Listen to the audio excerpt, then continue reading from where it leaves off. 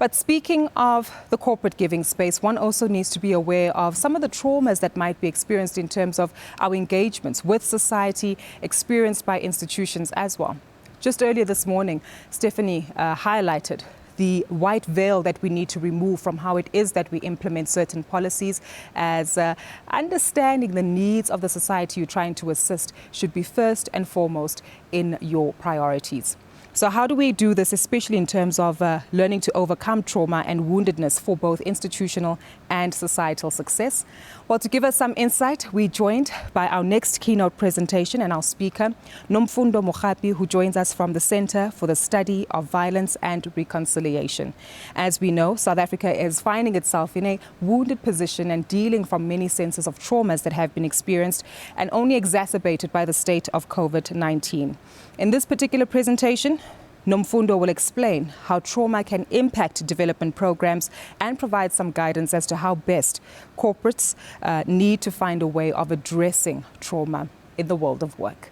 Ladies and gentlemen, to join us for our keynote, and of course you can keep sharing your questions with us, which we will address shortly after, Nomfundo Mogapi. Thank you, Coco. Thank you so much for having me. It is exciting. I always like to be part of the first and new things that are being done. So to be in this first virtual meeting, it's really an honor. And it's an honor because I'm really talking about a topic that is very close to my heart, something that I have been talking about for the past 20 years since I have been working as a psychologist in South Africa. And that has really become quite urgent with COVID-19 coming in. So I'm supposed today to talk about what is it that I think we need to do in order to ensure the success of our society and our institutions, the success of our developmental projects.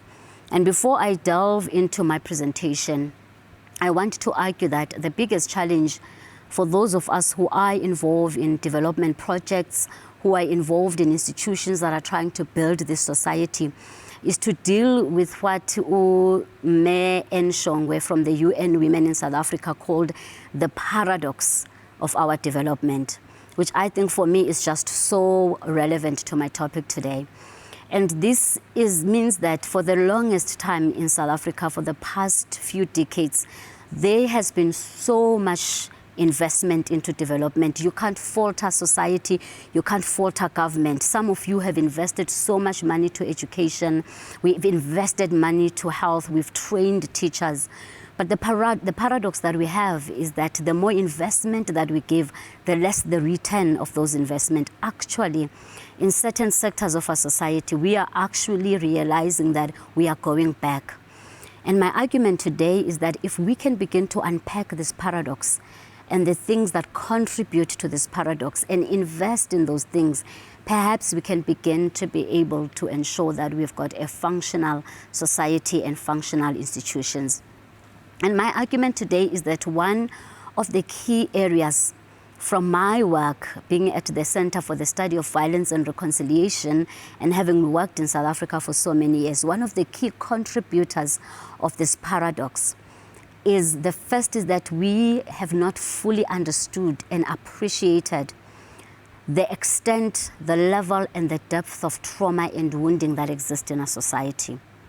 And as a result of that, we haven't then fully also appreciated the level of investment and the kind of investment that we need to put in this work so as to ensure that we've got successful society, successful institutions, and most importantly, that our developmental projects are able to give us the fruits that we want.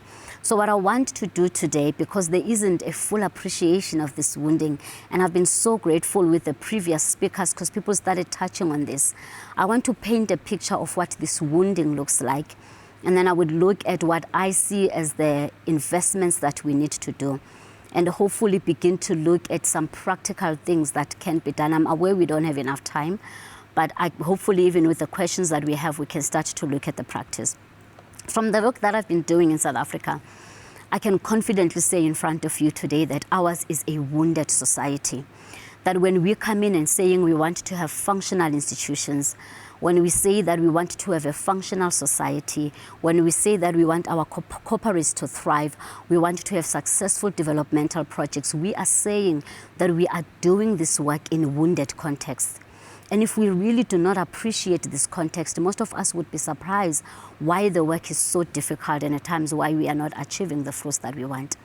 And this wounding happens at a number of levels. And because of time, I'm really just going to touch on each of these. When we do proper interventions, we go into depth. Because for me, fully understanding and appreciating and being awake to this is the first step of addressing this challenge. The wounding in our society is at an individual level.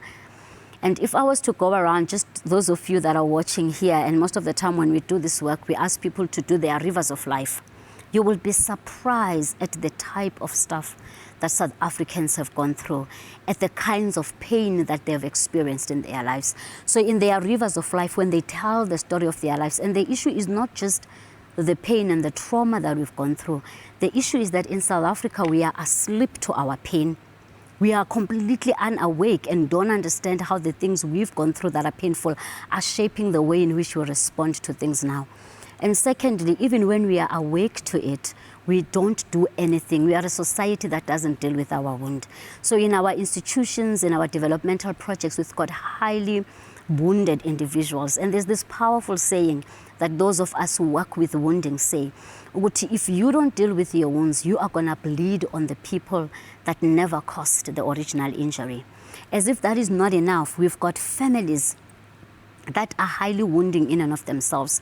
So the work that we have done has shown that when your family environment is supporting and caring, the likelihood is that you have a higher level of resilience and the capacity to actually to deal with the difficulties around you. But the sad thing is that most of our families are themselves sources of pain and sources of wounding. You just have to look at the SGPV and the stats that we're seeing in our society. As if that was not enough, we've got wounded and wounding institutions. We have done a lot of work to try to transform our institutions legally and in terms of policies, but I want to argue today that we haven't done enough work to transform the mindset of our institutions and the cultures of our institutions. And a lot of our institutions that are supposed to serve our people, developmental institutions, are either wounding or wounded themselves. Just a typical example. The level, a lot of teachers that I've been talking to will tell you that they feel so wounded and broken because they feel that the system is actually not affecting them. Is not supporting them. The principals are also complaining. So the very same institutions that we have are carrying the same mindset that created a lot of wounding in our society, and there hasn't been a shift. And when people enter into those institutions, they perpetuate that wounding. At a societal level, most of the work that we do and interventions that we do depends a lot on communities. And at the Center for the Study of Violence and Reconciliation, we actually have community programs. And what we found in these programs and in this community is the level of fragmentation, the level of conflict that happens in these communities. And they are not able to uptake a lot of developmental programs that are given to them. And this has gotten worse during COVID-19. And what happens in societies like this, if the people that are supposed to lead these institutions, these corporates, these developmental projects are not awake to their own trauma or wounding or the wounding of a society, you are likely to end up with leaders that are themselves wounded or themselves that are also wounding. Now, the issue is that this wound is at a number of levels. It's personal, it is collective. There is a certain level of collective wounding in South Africa. I won't have time to talk about it now because of our time. I really want to go to the practicals. It is historical. It has been transferred from one generation to the next. We've taken certain ways of interacting as normal, but they are interfering with our capacity to be functional. And the scary thing is that we are transferring it to the next generation. The level of anger that the current generation is carrying, the future leaders, the future people to build South Africa is actually scary because they hold in their DNA the unresolved trauma that we are carrying, and it is embedded in our structures.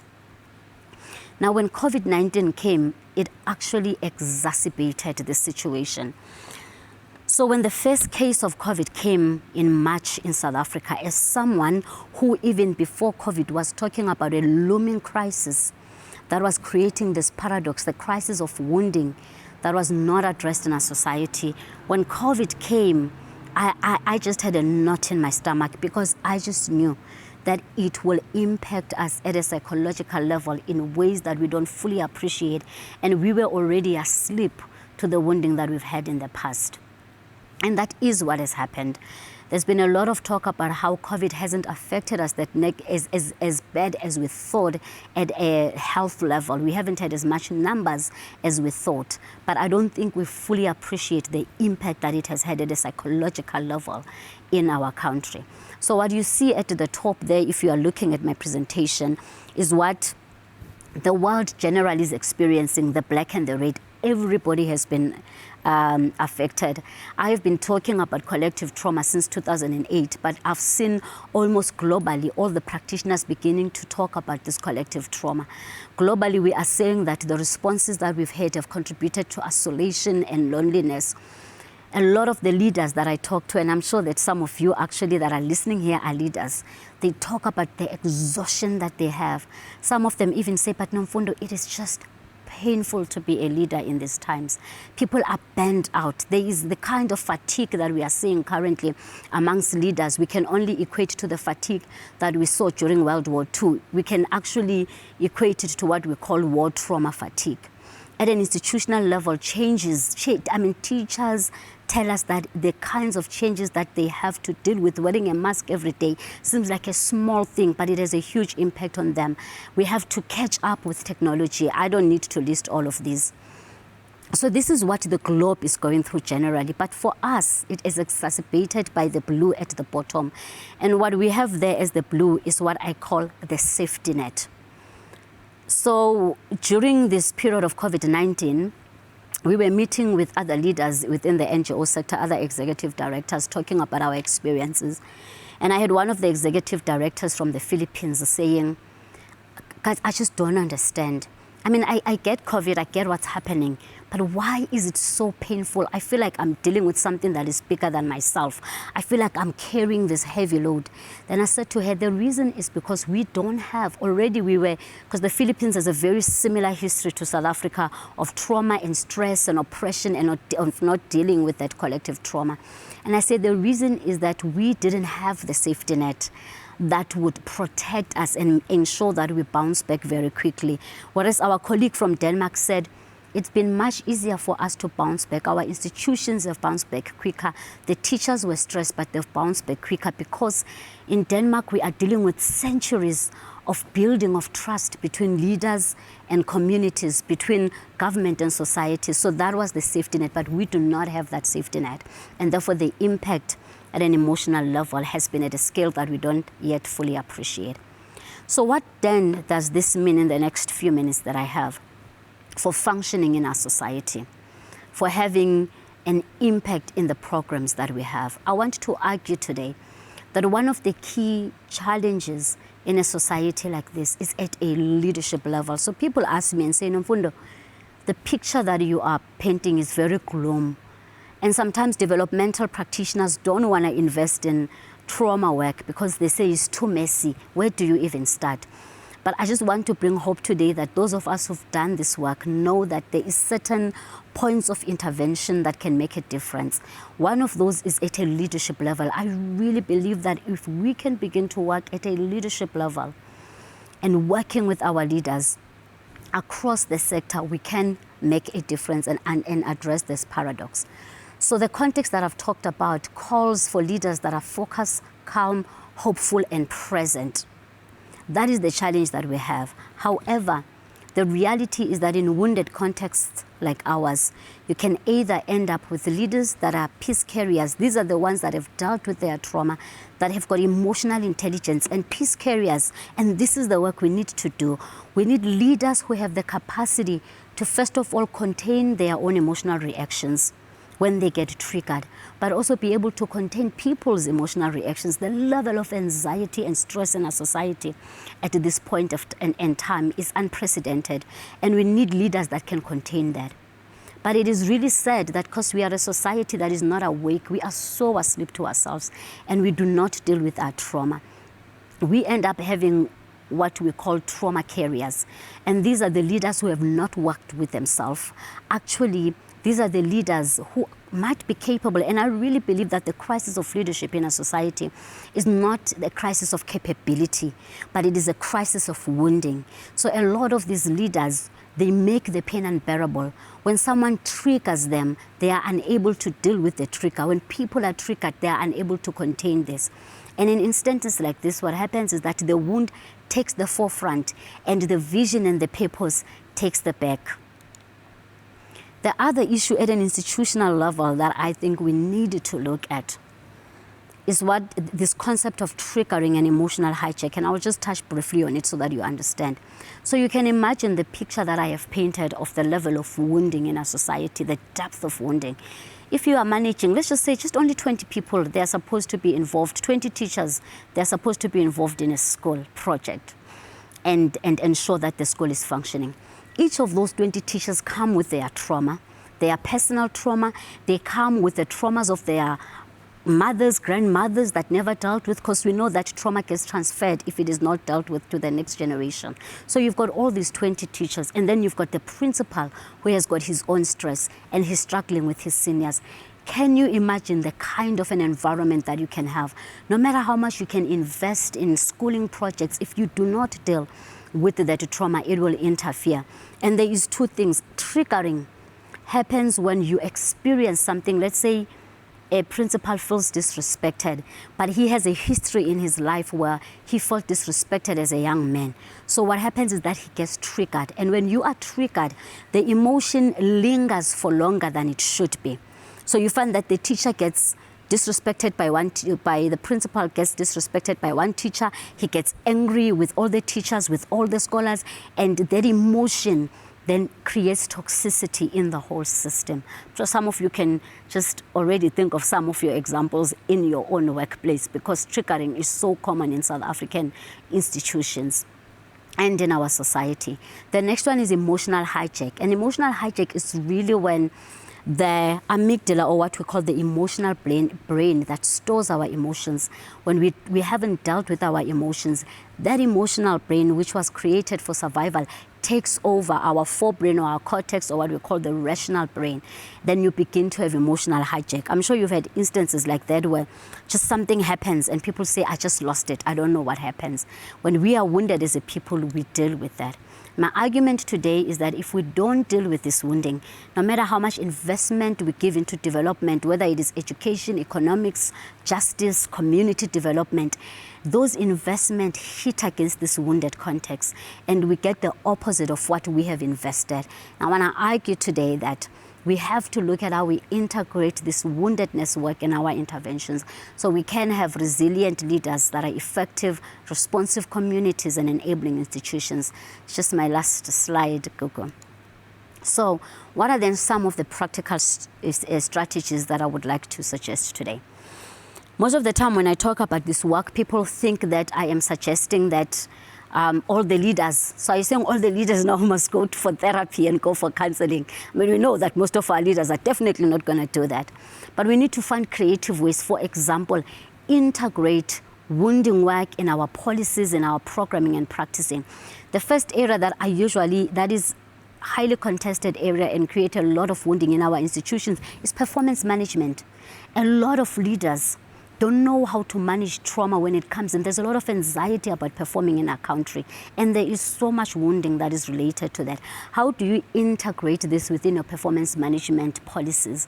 How do you ensure that before you've got meetings, we do this in our work, you do check in, shift your practice so that your practice begins to see people and acknowledge them?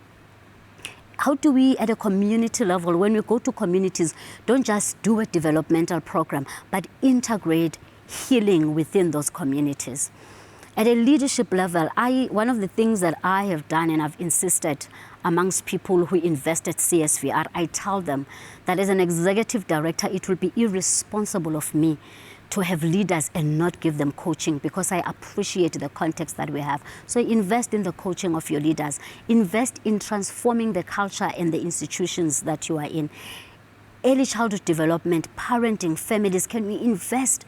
Because families is the first place. When the family is okay, our resilience is actually higher. And finally, we really have to begin to look at how we create more coordination. The work is a lot. We need to invest in the mental health and psychosocial support sector. We also have to train us as practitioners how to speak to development people so that we can use our knowledge and expertise to make a difference, not just in one-on-one counseling or therapy, but in the larger societal processes. So in conclusion, I want to say something that one of the people who really work on this issue of collective trauma, Sandra Bloom, says. She says, if the wound is untransformed, the history will keep on repeating itself, and every time it does, the cost is higher. And I want to argue that investing in our wounding, dealing with this paradox, is about investing in our human capital, and it is a crucial component of a functioning society and functioning institutions. Thank you. Thank you so much, Mfundo. I think a powerful presentation that so many of us can resonate with, especially as we reflect on what we are witnessing on the chat. I have no doubt that if a live audience was in front of us today, these delegates would be applauding, raising their hands, and bearing witness to the fact that each of us have experienced trauma in a different way. I'm reflecting on some of the comments that have been shared in the chats, just to allow you to catch your breath before we go into the question and answer session. Monique Stradum is one that actually alludes to the fact that we're thinking of frontline staff, police, prosecutors, medical staff, already severely traumatized before going into this particular pandemic. Another interesting comment that a lot of participants have been highlighting is the fact that support systems are important, but we never find time to catch a break because we always are required to perform at optimal levels, and as a result we never find time to really manage some of the traumas that do exist. But there's a question as well that has been highlighted by Kanyisa Diamond from the Old Mutual Foundation. She says, in my view, South Africa never dealt with the trauma of apartheid. So work that will touch the country as a whole is where we also need to start. Coupled with that, there's been issues of gender-based violence, ongoing anxiety and depression, quite a number of feedback elements that we have in the chat. So I can't mention you all, but quite cognizant of it. I do want us to maybe first start understanding just the depth of trauma in South Africa. It almost seems as though we've become immune to it, System Mfundo, before we start interrogating some of the interventions that need to be provided. But set the tone and context for us. Just how severely wounded are we? Let me tell you, it's actually for those, and as I say, even before COVID-19, I had said that I see myself now as a psychosocial activist, because it has become not just an issue, it's actually become the next battle for our society. Because if we don't deal with this, let's just start with corporates. Yes. I have seen these young, successful, powerful people that are working in corporate, but they are stressed, they are anxious, and the very same human capital that is supposed to build our society is being destroyed because we do not see. And I always say that when you take time to pause, when you take time to see a coach, when you take time to go for counseling, we need to demystify counseling in our society. That is, in a context like ours, that is a critical component of your work. And if you don't do it for yourself, Kuku, do it for the next generation. I think that is, I'm a mother of kids and of teenagers, and I'm seeing how that's the depth of it. We are transferring this wounding to the next generation. Perhaps we are the generation. Babu Mandela and others fought the political battle. There are people fighting the economic battle, but we also have to fight the psychological battle. Actually, Mamu Rampele was talking, she talks about the emotional settlement as something that they were really pushing, but we didn't deal with it in our society. Exactly. There was a question earlier that actually asked, so what do corporates need to do? Because we expect you to perform at your optimum. Yes. So do we need to see corporates hire counselors? Thank you. Number of levels. Let me talk to corporate CSI. Can I start there first? Fantastic. So I think the first thing we need to transform our CSI and how we invest in our society, because we tend to look at the low-hanging fruits. And those of us that have been pushing at these processes have been saying, please invest in the process. You know, there's a lot of backstage work, which is the healing and transformation that needs to be. Before we saw you here, you had to do backstage work, and we want to just only fund the glamour, but not the work that needs to happen. So I think we need to change that.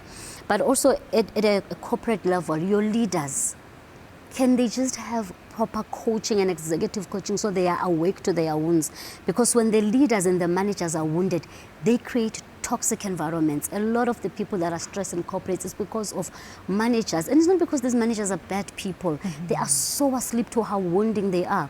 Do you know something, Kuku, that actually studies have shown that the part of our brain that gets activated when we experience physical pain is the same as the one that gets activated when we experience emotional pain. Sure. So when I say you are useless and you feel like you've been clapped, you feel it like physically. So a lot of people are walking around bruised psychologically in our society.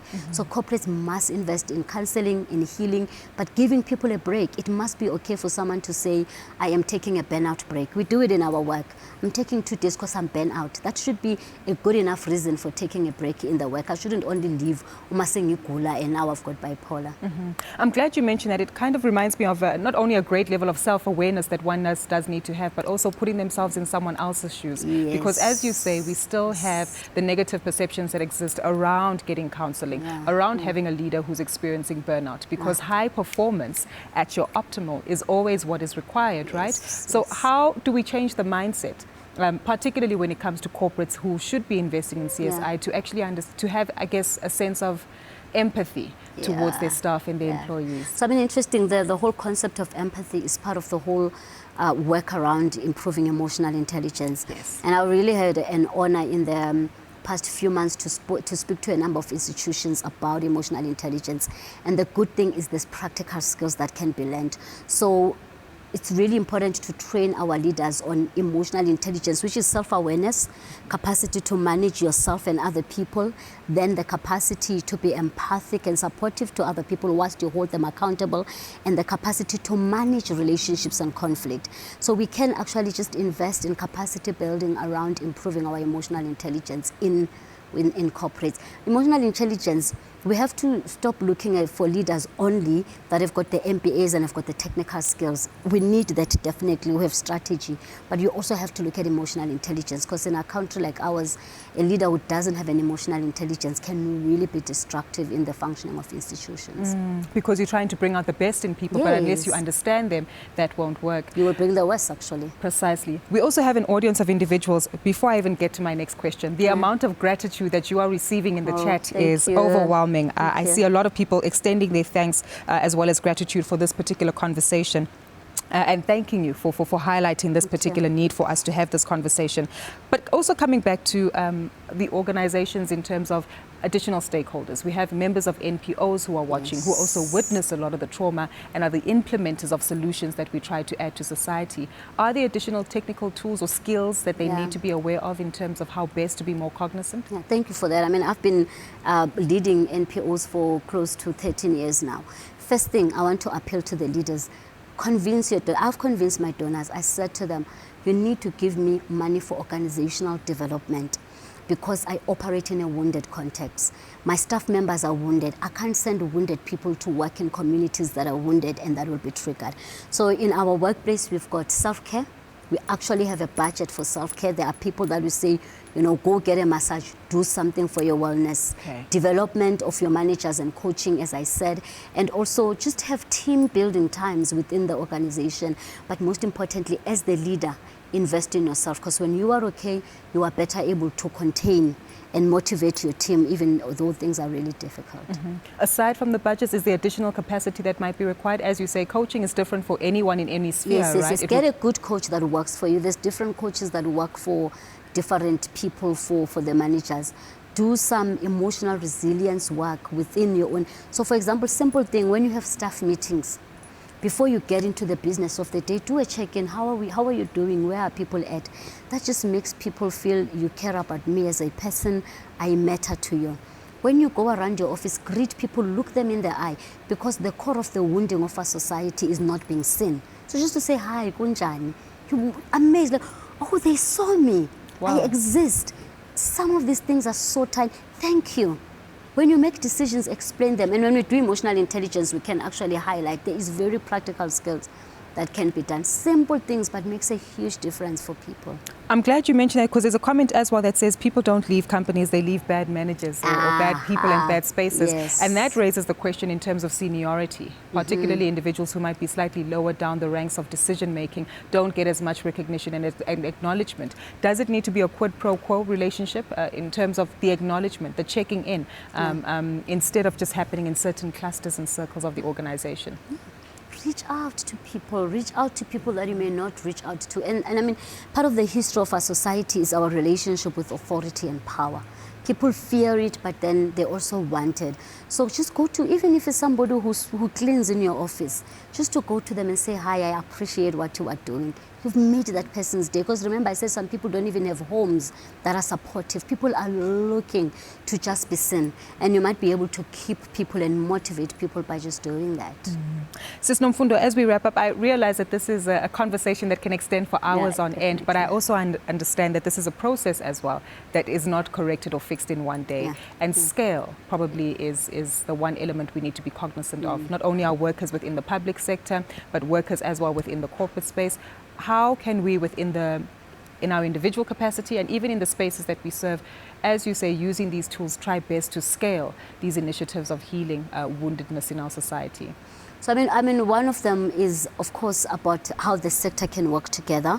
We've got the mental wellness initiative now, where we are calling all of us in the sector, saying let's find a coordinated way of being able to actually work together. We've got employment EAP programs. How do we integrate the understanding of wounding? Because most of these are scale up. Almost all the teachers, all the Department of Education has an EAP program for teachers, but teachers are not going to it. So do awareness raising around wounding so they can use it.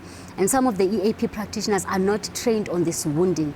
And so people, when they go to them, they say they are not touching me where I need to be touched because they are not addressing this wounding. So let's use what we already have, but see how we strengthen it so that it integrates the context. Indeed. There's a comment here by Tebogo Sifenyadzo. She says, we really need someone like Nomfundo in our organization. Spot on. I think, Tebogo, there are a number of people who agree with you. We wish we could copy and paste you and slot you into a number of organizations and even into our personal lives to really help us manage along with this journey of healing from wounding. I would like to thank everyone for participating so vigorously and so passionately within the chats. Lots of agreement to the feedback that Nomfundo has provided, and also some highlights in terms of the takeaways that you'll be learning, capacity building, of course, ensuring that you also participate in terms of getting a better understanding of your peers in the environment, and also implementing particular strategies, as has been highlighted by Sis Nomfundo, to demystify counseling society and speaking to someone. So another one from Angela Bishop. Thank you, Nomfundo, for seeing the bigger picture. Here's to psychosocial activism. Yes. Perfect. Thank you. You've left it on a powerful note. Sis Nomfundo, thank you so much for your time. We're going to ask you to quickly stay on stage for a moment. We will transition to our next guest and we'll move off stage together. Thanks.